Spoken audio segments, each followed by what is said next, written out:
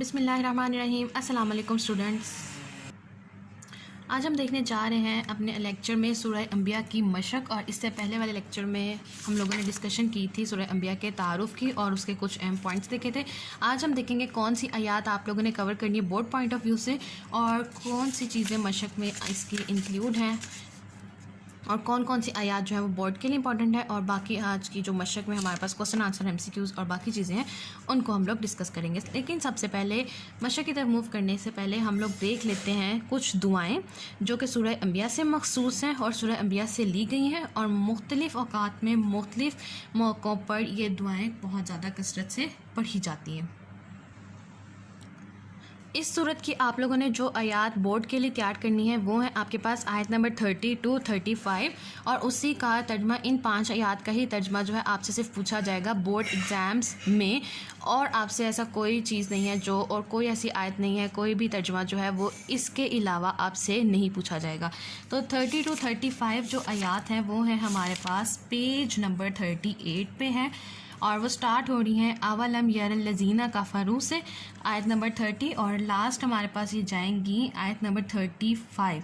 और आयत नंबर 35 हमारे पास लास्ट आती है सेकंड लास्ट लाइन, व इलैना तुरजाऊन, और तुम हमारी ही तरफ लौटाए जाओगे। तो यहाँ से लेके अवलम यरल्लज़ीना से लेके व इलैना तुरजाऊन तक जो है आप लोगों ने अपने बोर्ड एग्ज़ाम्स के लिए इन आयात का तर्जमा याद रखना है। तो एक दफ़ा हम लोग देख लेते हैं कि इसमें कहाँ से किस आयत का तर्जमा कहाँ तक आएगा। अवलम यरल्लज़ीना कफ़रू अन्नस समावाति वल अर्दा कानाता रतकन फफतकनहुमा। क्या काफ़रों ने नहीं देखा कि आसमान और ज़मीन दोनों पानी बरसने और सब्ज़ा उगने से बंद थे, फिर हमने इन दोनों को खोल दिया। वजअलना मिनल माई कुल्ला शैइन हई, और हमने पानी से हर जिंदा चीज़ को बनाया। अफ़ला युमिनून, तो क्या ये ईमान नहीं लाते। तो इस तरह आप लोग बाय पार्ट्स जो है वो तर्जमा याद कर सकते हैं। जैसे मैंने आप लोग ये बाय पार्ट्स एक आयत को 3 पार्ट्स में डिवाइड कर दिया, तो इस तरह आयत को जो है वो याद रखना भी इजी हो जाता है। तो ये थी हमारे पास आयत नंबर 30। आगे देखते हैं आयत नंबर 31, वजअलना फिल अर्दी रवासिया अन तमीदा बिहिम, और हमने ज़मीन में पहाड़ बनाए कि वो इन्हें लेकर हिलने ना लगे। वजअलना फ़ीहा फ़िजाजन सुबुलन लअल्लहुम यहतदून, और हमने इसमें कुशादा रास्ते बना दिए ताकि वो रास्ता पाएँ। वजअलना समाअ सक़फ़म महफ़ूज़म व हुम अन आयातिहा मुअरिदून, और हमने आसमान को एक महफूज छत बना दिया और वो उस आसमान की निशानियों से मुंह मोड़े हुए हैं। नेक्स्ट आ जाती है आयत नंबर 33, वहुवल्लज़ी खलक़ल लैला वन्नहारा, और वही है जिसने बनाए रात और दिन। वश्शम्स वल कमरा, और सूरज और चाँद। कुल्लुन फ़ी फ़लकिन यस्बहून, ये सब अपने अपने मदार में तैर रहे हैं। वमा जअलना लिबशरिन मिन क़ब्लिकल खुल्द, और हमने आपसे पहले भी किसी इंसान को अब्दी ज़िंदगी नहीं दी। अफ़ा इम्मित्ता फ़हुमुल खालिदून, तो अगर आप इंतकाल फरमा जाएं तो क्या ये हमेशा रहने वाले हैं। कुल्लु नफ्सिन ज़ायक़तुल मौत, हर जान को मौत का मज़ा चखना है। वनब्लुकुम बिश्शर्रि वल खैरि फ़ितनता, और हम तुम्हें बुराई और भलाई में आजमाइश के लिए मुब्तला करते हैं। व इलैना तुरजाऊन, और तुम हमारी ही तरफ लौटाए जाओगे। तो स्टूडेंट्स, ये थी हमारे पास आयत नंबर 30 to 35, जिनका तर्जुमा हम लोगों ने बोर्ड के लिए, अपने एग्ज़ाम्स के लिए, या अपने जो भी रूटीन वाइज टेस्ट होते हैं और सिलेबस होते हैं उनके लिए हम लोगों ने तर्जुमा तैयार करना है। इसके अलावा जो बाकी आयात हैं उनको आप सिर्फ रीड आउट ज़रूर कीजिए खुलासा के लिए, लेकिन आप लोगों ने वो याद नहीं करनी। याद जो करनी है वो सिर्फ पेज नंबर 38 पे 30 to 35 आयात आपने याद रखनी है। आगे चलते हैं, आगे आ जाती है हमारे पास एक्सरसाइज में दुआएं। और सबसे पहली दुआ जो है वो सूरह अंबिया की आयत नंबर 87 से है, ला इलाहा इल्ला अंता सुब्हानका इन्नी कुन्तु मिनज़ ज़ालिमीन, तेरे सिवा कोई मबूद नहीं, तो पाक है, बेशक मैं ही नुकसानकारों में से हूँ। और ये ऐसी दुआ है जो हम अक्सर औक़ात मुश्किल के वक्त जो है वो कसरत से पढ़ते हैं ताकि अल्लाह ताला हमारी मुश्किलात को आसान फरमा दे। रब्बी ला तज़रनी फ़र्दम व अंता खैरुल वारिसीन, ए मेरे रब मुझे तन्हा ना छोड़ और तू सबसे बेहतर वारिस है। ये सूरह अंबिया की आयत नंबर 89 है। तो ये ऐसी दुआएं हैं जो हम मुख्तलिफ़ औक़ात में पढ़ते हैं और इन दुआओं को मुख्तलिफ़ वज़ाइफ़ के तौर पे और मुख्तलिफ़ तरीके से आप उसे पढ़ते हैं ताकि आपकी मुश्किलात हल हो सकें। और ये जो दुआ है मोस्टली मुश्किलात में पढ़ी जाने वाली दुआ है।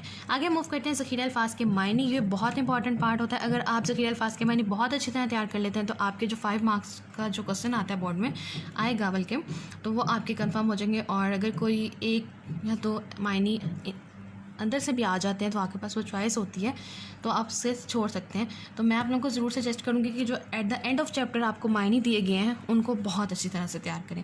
सबसे पहले है हमारे पास फ़फ़ा तक नहुमा, फिर हमने इन दोनों को अलग किया। अन तमीदा कि वो हिलने ना लगे। मोड़ी दूना मुँह मोड़े हुए हैं। अलखुल्दू हमेशा रहना। युमसिकू वही रोके हुए हैं। नासिकू जिस पर वो चलने वाले हैं। रतकन मिले हुए। रवासिया पहाड़। सकफन छत। यसबहूना तैर रहे हैं। फितना आजमाइश। मनसकन इबादत का तरीका। अब आ जाते हैं हमारी मशक की तरफ, सूरह अंबिया की मशक। और उसमें हमारे पास सबसे पहला सवाल है दुरुस्त जवाब की निशानदही। सूरह अंबिया को करार दिया गया है कीमती असासा। सेकंड MCQ, हज़रत मोहम्मद सल्लल्लाहु अलैहि वसल्लम सरापाए रहमत है, इसका जिक्र है सूरह अंबिया में। सूरह अंबिया के मुताबिक जो बात मालूम ना हो वो पूछ लेनी चाहिए अहले इल्म से। फोर्थ है हमारे पास हर शख्स अपने इमाल का जवाबदा है अल्लाह ताला को। और लास्ट MCQ है हमें मुश्किलात में पुकारना चाहिए अल्लाह को। सेकंड आ जाता है हमारे पास मुख्तसर जवाबात। सबसे पहला सवाल है सूरह अंबिया को ये नाम क्यों दिया गया, और इसका आंसर है हमारे पास पेज नंबर 34। और आंसर है हमारे पास सूरह अंबिया में पिछले अंबिया कराम अलैहिस्सलाम की नबूवत का हवाला देकर हज़रत मोहम्मद सल्लल्लाहु अलैहि वसल्लम की नबूवत को साबित फरमाया गया। इसी मुनासबत से इस सूरत का नाम सूरह अंबिया है। तो इसका आंसर फर्स्ट शॉर्ट का आंसर है हमारे पास तारुफ की हेडिंग में फर्स्ट 2 लाइन्स जो है वो इसका आंसर आएगा। सेकंड क्वेश्चन में क्या पूछ रहे हैं कि सूरह अंबिया की एक फजीलत तहरीर करें, और इसका आंसर भी पेज नंबर 34 तारुफ हेडिंग है। सेकंड पैराग्राफ, सूरह अंबिया इन सूरतों में से है जिनके बारे में हज़रत मोहम्मद सल्लल्लाहु अलैहि वसल्लम ने फरमाया कि ये मेरा कीमती माल और कीमती असासा है। और ये जो 2 लाइन्स हैं ये हमारे पास सेकंड शॉर्ट का आंसर होगा, और जो कि हदीस है सही बुखारी हदीस नंबर 4731। तो आप लोग इसको स्टार्ट करने से पहले लिख सकते हैं कि सूरह अंबिया की फजीलत आप सल्लल्लाहु अलैहि वसल्लम ने कुछ इस तरह से बयान की है कि ये मेरा कीमती कदीम माल और कीमती असासा है। नेक्स्ट शॉर्ट की तरफ चलते हैं। थर्ड क्वेश्चन, सूरह अंबिया का खुलासा क्या है, और इसमें भी आप लोगों ने खुलासा आयत का तर्जमा पढ़ के लिखना है और कौन कौन से पॉइंट्स कवर करने हैं। तौहीद, रिसालत और आखिरत का बयान, ये 3 पॉइंट्स जो हम लोग पिछली 2 सूरतों से पढ़ते आ रहे हैं वही पॉइंट्स इसमें भी हैं। तो यही मेन फोकस होंगे आपके पास इस सूरत का खुलासे के लिए। लास्ट शॉर्ट की तरफ चलते हैं। वो कहते हैं कि सूरह अंबिया के इल्मी और अमली नुकात में से 2 तहरीर करें। इसका आंसर है पेज नंबर 35 हेडिंग्स लिखी हुई है इल्मी और अमली नुकात। कोई से भी 2 पॉइंट्स जो आपको बहुत अच्छे से याद है आप उसमें लिख सकते हैं। मैंने फर्स्ट मार्क किए हैं सूरह अंबिया की आयत नंबर 1 और 7।